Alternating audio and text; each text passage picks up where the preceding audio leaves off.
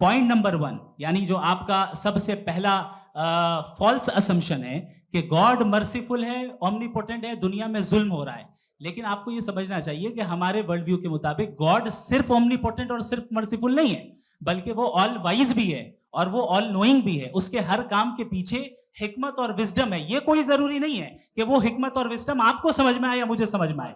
अगर आप जो समझ रहे हैं उसके मुताबिक आप फैसला कर रहे हैं, ये लिमिटेड पर्सपेक्टिव से आर्गुमेंट है। और इस चीज को हम अपनी दुनिया में, अपने लाइफ में, डेली लाइफ में इस प्रिंसिपल को एक्सेप्ट करते हैं। हम जब किसी डॉक्टर के पास जाते हैं, डॉक्टर के पास जाकर वो अगर उसने हमें कोई दवाई दी है तो हम ये तो नहीं कहते कि जब तक आपके पास जितना नॉलेज और जितना विजडम नहीं है, आपने क्यों ये दवाई दी है, तब तक हम इस चीज को एक्सेप्ट नहीं करेंगे। नहीं कहते, हम उसकी अथॉरिटी को तस्लीम करते हैं। क्यों? क्योंकि उसकी हम जानते हैं कि वो नॉलेजेबल है, वो विजडम वाला है, हमसे ज्यादा नॉलेज और हमसे ज्यादा विजडम है। बताएं सर। नहीं, डॉक्टर में और खुदा में बड़ा डिफरेंस है।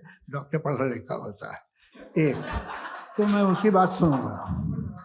दोयम ये नहीं, कुछ जवाब तो ये भी नहीं है सर। प्लीज आप अगर सब ऑडियंस से बोलने लगेंगे तो फिर मतलब नहीं सिविलाइज्ड बहस का। मतलब आप ये कहें कि क्योंकि आप डॉक्टर पे बिलीव करते हैं इसलिए खुदा पे बिलीव कीजिए, क्या ये मिसाल आपको समझाने के लिए आर्गुमेंट है, इस पे आपको एतराज नहीं है। तो सिंपल बात ये है कि मैं अगर ये यकीन कर लूँ कि एक ओमनीपोटेंट, उसकी मसलहत है, ये जो बच्चे मर रहे हैं ये मसलहत है उसकी, मुझे नहीं चाहिए थी मसलहत। उसकी मसलहत नहीं, यही तो समझना है, मतलब एक्सपीरियंस। अच्छा, इस आपने अभी मेरी बात पूरी सुनी नहीं। मैंने कहा आपका पूरा आर्ग्यूमेंट 2 फॉल्स असम्पशंस पर है। एक फॉल्स असम्पशन मैंने बता दिया, दूसरा फॉल्स असम्पशन ये है कि इस दुनिया में इविल के होने का कोई गुड रीजन नहीं है, जबकि हमारे पास बाज रीजंस मौजूद हैं, हमारे पास बाज वजूहात मौजूद हैं। अगर इस दुनिया में इविल ना हो तो आप गुड को डिफाइन कैसे करेंगे? अगर जुल्म ना हो आप इंसाफ को समझेंगे कैसे? अगर तारीकी ना हो तो आप लाइट को समझेंगे कैसे?